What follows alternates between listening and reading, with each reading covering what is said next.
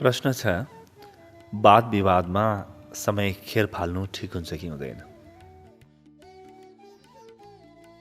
तपाईँको प्रश्नमै उत्तर पनि छ। तपाईँ के सोध्दै हुनुहुन्छ? वाद विवादमा समय खेर फाल्नु ठिक हुन्छ कि हुँदैन? तपाईँ आफैलाई थाहा रहेछ कि समय खेर जान्छ वाद विवादले।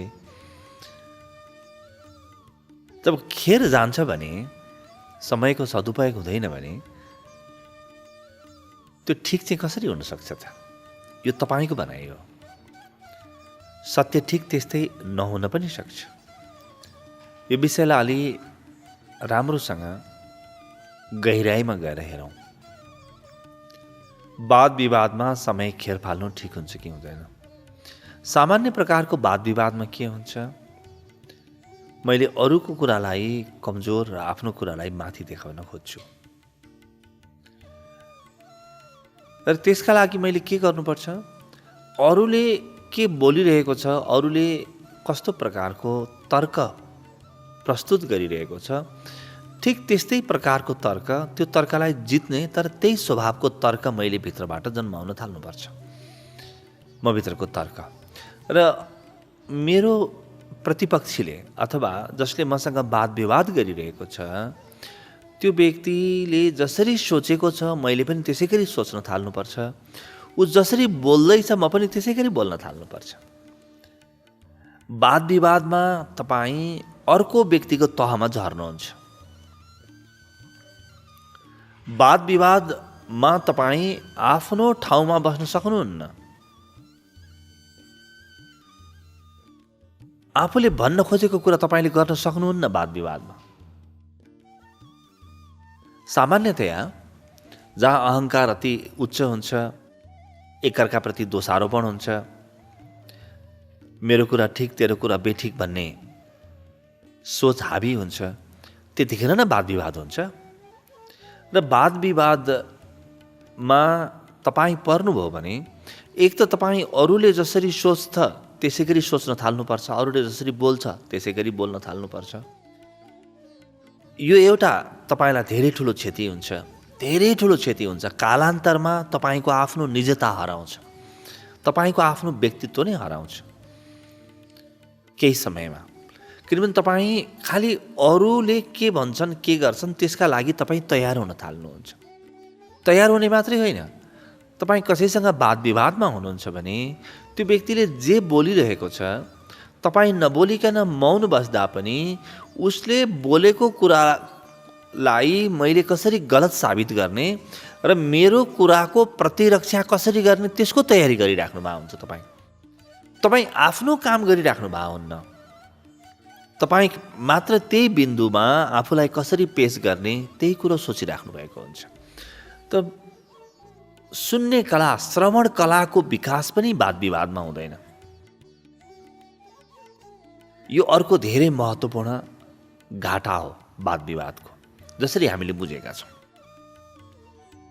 अझ यसलाई अर्को आँखाले पनि हेरौँ। यदि वाद विवादमा तपाईँले आफ्नो दृष्टिकोण स्पष्ट बनाउनु छ भने तपाईँले आफ्नो दृष्टिकोण स्पष्ट बनाउनका लागि समय पर्खेर बस्नुपर्छ। तपाईँ पनि त्यही प्रकारको वाद विवादमा अल्झिनुभयो र अरूले जस्ता तर्क गरिरहेका छन् तिनी तर्कलाई गलत सिद्ध पार्ने प्रकारका तर्कहरू गरिराख्नुभयो भने तपाईँभित्रको विचारशीलता हराउँछ। तपाईँलाई एकछिनपछि आफूले के बोलेँ, मैले के गरेँ भन्ने नै थाहा हुँदैन। तपाईँभित्रको चेतनासँग नटुटिकन तपाईँ वाद विवादमा प्रवेश गर्नै सक्नुहुन्न। त्यसरी वाद विवादमा धेरै प्रकारका घाटा हुँदो रहेछन्, हामीले यो देख्यौँ। तर सबभन्दा ठुलो घाटा कहाँनिर हुन्छ त्यो विषयमा अझ हामी आएका छैनौँ। यो कुरालाई यहीँ छोडेर एउटा प्रश्न जुन हाम्रो मनमा जन्मिन सक्छ यो बिन्दुमा, त्यो प्रश्नको निराकरण गरौँ। प्रश्न के जन्मिन्छ भने विद्यालयहरूमा, विश्वविद्यालयहरूमा, शिक्षण संस्थाहरूमा, घर घरमा पनि जुन वाद विवाद प्रतियोगिता भनिन्छ ती प्रतियोगिता ठिक छन् कि छैनन्, ती ठिक हुन् कि होइनन्? तपाईँ वाद विवादको कुनै प्रतियोगितामा भाग लिन जाँदै हुनुहुन्छ भने त्यसका धेरै प्रकारका फाइदाहरू छन्। फाइदा के छ? पहिल्यै तपाईँले आफ्नो सोचलाई एक प्रकारको बनाउन सक्नुहुन्छ। तपाईँले आफ्नो विचारलाई त्यो विषयको वरिपरि राखेर फराकिलो बनाउन सक्नुहुन्छ, त्यो भएर सोच्न सक्नुहुन्छ। तपाईँ पहिले सोच्ने सो अवसर तपाईँले पाउनुहुन्छ। प्रतिस्पर्धाको त आफ्नो घाटा छ, जुन हामी अघिल्ला श्रृङ्खलाहरूमा चर्चा गरिसक्यौँ। तर तपाईँ तयारी गर्दै हुनुहुन्छ वाद विवादको भने तपाईँलाई बोल्न सक्ने, तपाईँलाई एक प्रकारको तर्कको निर्माण गर्न सक्ने, आफ्नो तर्क प्रस्तुत गर्न सक्ने क्षमता तपाईँलाई त्यो वाद विवादले प्रदान गर्छ। घरमा साथीभाइहरूको माझमा हुने सामान्य र स्वस्थ प्रकारको वाद विवादमा पनि तपाईँलाई केही न केही प्रकारको हित हुन्छ। तपाईँ आफ्नो विचार राख्न सक्ने बन्नुहुन्छ, आफ्नो विचार बनाउन सक्ने बन्नुहुन्छ र संवादको कला सिक्नुहुन्छ। अरूसँग कसरी जोडिने, कसरी कुरा गर्ने सिक्नुहुन्छ। तर जहाँ पनि अत्यन्तै धेरै वाद विवाद छ, जहाँ आफ्नो कुराको सुनवाई हुँदैन, वा जहाँ यति धेरै मान्छेको कुराकानी छ, तपाईँको अगाडिको मान्छे सुन्ने अवस्थाको छैन, उसले तपाईँको कुरा पुरै सुन्दैन, सुनेर तपाईँको कुरालाई सम्मान गर्दैन, बुझ्दैन र त्यसपछि आफ्नो विचार राख्ने काम गर्दैन भने तपाईँले त्यहाँ वाद विवाद गर्न थाल्नुभयो भने तपाईँलाई कुनै पनि प्रकारको हित हुँदैन। तपाईँले हित हुने काम कसरी गर्न सक्नुहुन्छ त? यो वाद विवादमा तपाईँले हेर्नुहोस् त, जब एकदम तातो तातो वाद विवाद भइरहेको छ, जहाँ कसैले पनि आफ्नो कुरा ठिकसँग राख्न पाइरहेका छैनन्, त्यहाँ के हुन्छ? तपाईँको महत्त्वपूर्ण समय यस्तो ठाउँमा खेर गयो जुन समयमा तपाईँले अरू केही महत्त्वपूर्ण काम गर्न सक्नुहुन्थ्यो। तपाईँभित्रको सृजनशीलताका लागि धेरै ठुलो समय उपलब्ध थियो। तपाईँले त्यही समय म आफ्नो जीवन कस्तो बनाउँछु, मेरो विचारधारा कस्तो हो, म कुन विषयसँग एकाकार गर्छु, त्यो सोच्नमा लगाउने हो भने हेर्नुहोस् त वाद विवादको समय कहाँ प्रयोग हुन्थ्यो। अब यो कुरालाई बुझ्न एउटा दुईटा उदाहरणले हेर्नुहोस्। महर्षि वाल्मीकिको जीवनमा उल्लेख छ कि उहाँ एकपटक आफ्नो रामायण लेखनमा, काव्य लेखनमा डुबेपछि, प्रारम्भ गरेपछि 24 घण्टा, 36 घण्टा, 48 घण्टा बाहिर निस्किनु हुँदैन थियो। उहाँ जबसम्म आफ्नो काम पुरा हुँदैन, भित्रको विचार प्रवाह, भित्रको स्फुरणा, भित्रको प्रेरणालाई जबसम्म कापी कलममा उतार्ने काम हुँदैन, तबसम्म उहाँ अर्को काम गर्नु हुँदैन थियो, कसैलाई भेट्नु पनि हुँदैन थियो। किनभने तपाईँभित्रको सृजनशीलताले अभिव्यक्ति खोजिरहेको हुन्छ। अब महर्षि वाल्मीकिलाई तपाईँले गएर मलाई यो विषयमा तपाईँसँग वाद विवाद गर्नु छ भन्नुभयो भने उहाँ पहिले हार दिनुहुन्छ, भन्नुहुन्छ मलाई आउँदैन केही पनि, म एकदमै कमजोर मान्छे हो, मलाई क्षमा गर्नु होला, म न विद्वान हो, न मलाई तर्क गर्न आउँछ, न राम्रोसँग बोल्न नै आउँछ, म तपाईँसँग वाद विवाद गर्न सक्दिनँ, तपाईँले मलाई जितेको भन्ठान्नु होला भनिदिनुहुन्छ उहाँले। किन? जो व्यक्तिको आफ्नो विचार छ र जो व्यक्ति सृजनशील छ, उसले कहिले पनि आफ्नो समयलाई बर्बाद हुन दिन सक्दैन। अल्बर्ट आइन्स्टाइनको जीवनमा, महान वैज्ञानिक आर्किमिडीजको जीवनमा पनि उल्लेख छ कि यिनीहरू अत्यन्तै कम बोल्थे र कहिले पनि वाद विवादमा पर्दैनथे।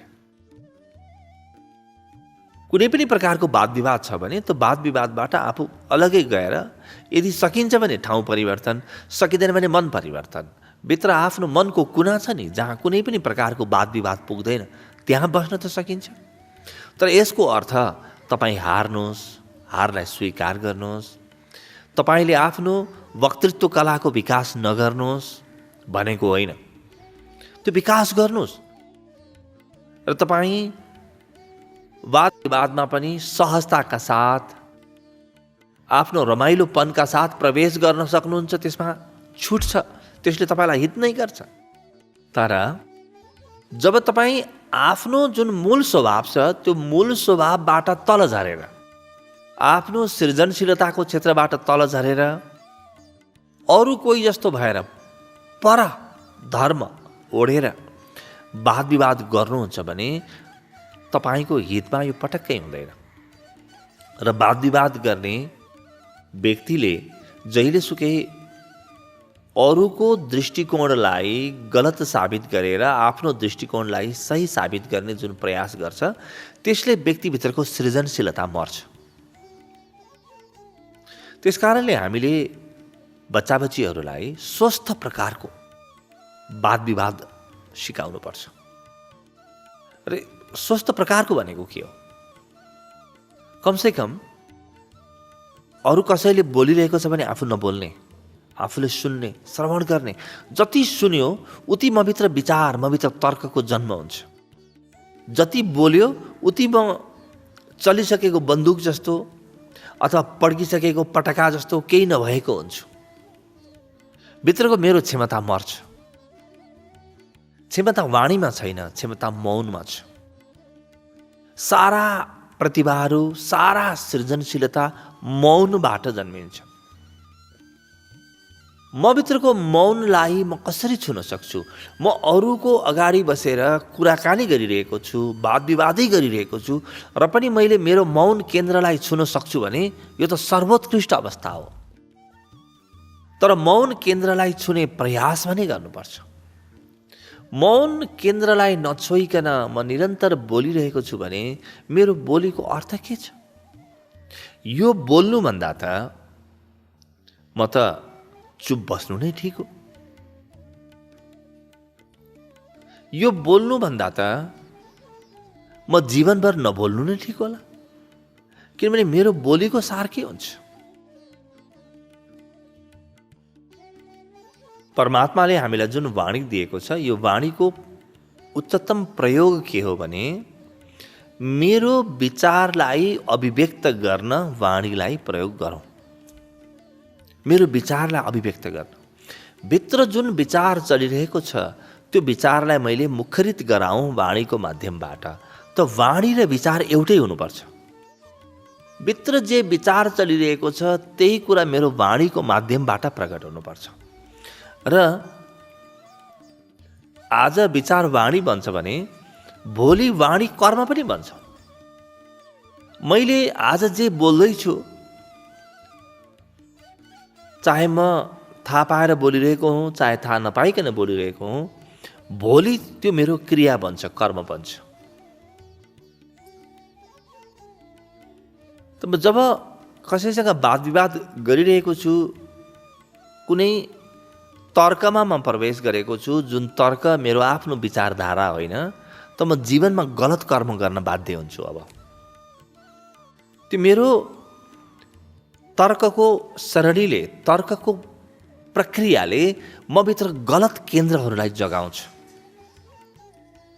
सही अवस्था त त्यो हो जहाँ मेरो विचार, मेरो वाणी र मेरो कर्ममा एकाकार हुन्छ। यसैलाई भगवान बुद्धले शील भन्नुहुन्छ। शील शब्दको असली अर्थ यो हो जहाँ मेरो विचार, वाणी र कर्मको लय हुन्छ। एक रेखामा जब बग्छन्, एउटै त्रिभुजका तीनटा भुजा बन्छन्। जब एउटा भुजा चल्यो भने अर्को भुजालाई पनि असर गर्छ, अर्को भुजालाई पनि असर गर्छ। यी तीनवटा भुजा मिलेर त्यो पुरै त्रिभुजलाई एउटा आकारमा राखिरहेका हुन्छन्। जहाँ पनि मैले भित्र एउटा कुरा सोध्छु र अर्को कुरा बोल्न बाध्य हुन्छु, त्यसले मलाई अहित गर्छ।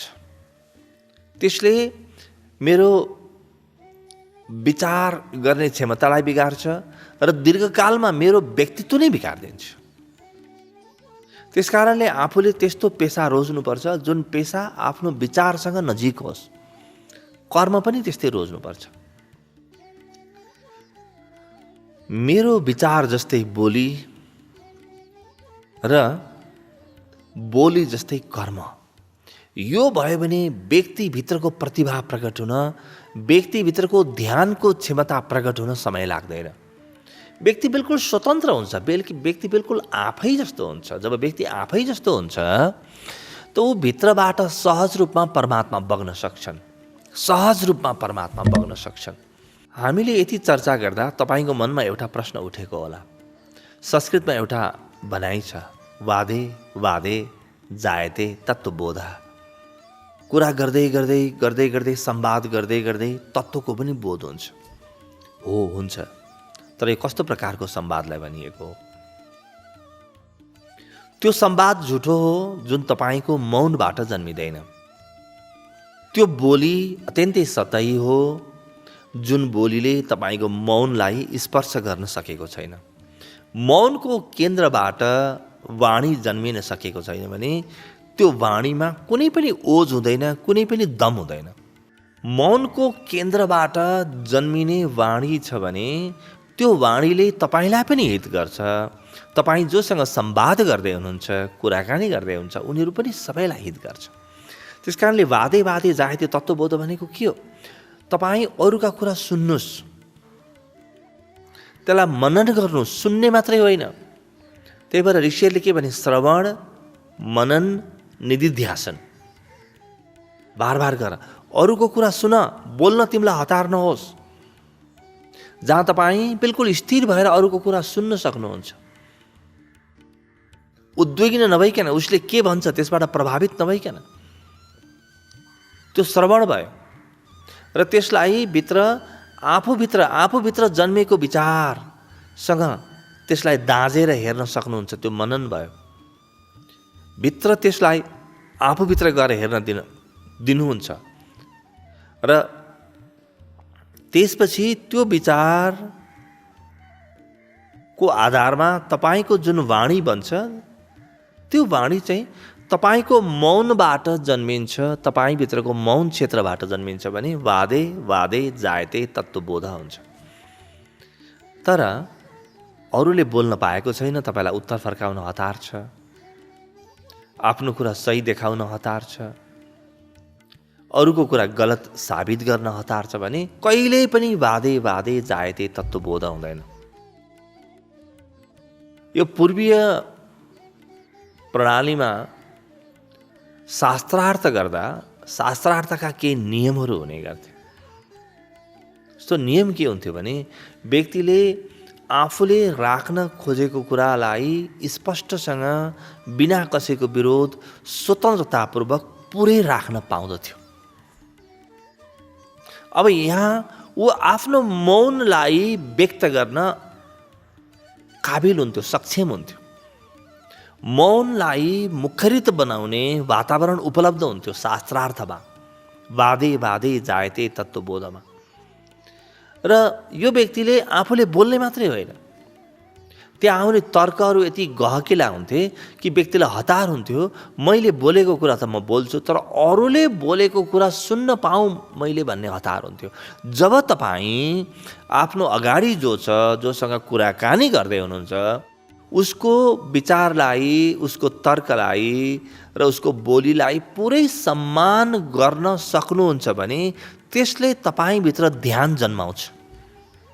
अब तपाईँलाई आफ्नो कुरा राख्न हतार छैन, तपाईँभित्रको मौनमा सबै कुरा जान्छन् र मौनले जे पनि तपाईँलाई आदेश दिन्छ त्यही कुरा तपाईँ व्यक्त गर्नुहुन्छ। जब तपाईँ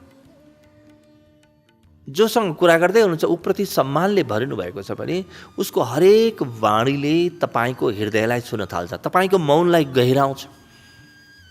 आफूभन्दा धेरै बढी जान्ने कोही प्रबुद्ध व्यक्तिसँग कुनै दिन कुराकानी गरेर हेर्नुहोस् त, उसले बोलेपछि तत्काल जवाब फिर्ता गर्न मन लाग्दैन, उत्तर दिन मन लाग्दैन। उसले बोल्ने बित्तिकै आँखा बन्द गरेर उसका हरेक वाणी पिउँ पिउँ जस्तो लाग्छ, भित्र लैजाउँ म, मेरो हृदयको कुनासम्म पुगुने नि, यिनमा सार छ, यिनमा दम छ जस्तो लाग्छ। त्यो प्रकारको वार्तालाप जब हुन्छ नि, त्यो वार्तालापले तपाईँलाई आफ्नो गहिराई दिन्छ। हरेक पटकको कुराकानीले तपाईँ झन् बढी गहिरो भएर फर्किनुहुन्छ। तर जहाँ तपाईँले मात्र वाद विवाद गर्नको लागि वाद विवाद गर्दै हुनुहुन्छ, त्यहाँ तपाईँले समय खेर फाल्दै हुनुहुन्छ। त्यहाँ तपाईँले आफूलाई दुरुपयोग गर्दै हुनुहुन्छ, अरूको पनि असम्मान गर्दै हुनुहुन्छ, अपमान गर्दै हुनुहुन्छ र सबभन्दा ठुलो कुरा आफ्नो व्यक्तित्व र सृजनशीलतालाई मर्न दिँदै हुनुहुन्छ। त्यस कारणले वाद विवादबाट बच्नु नै राम्रो।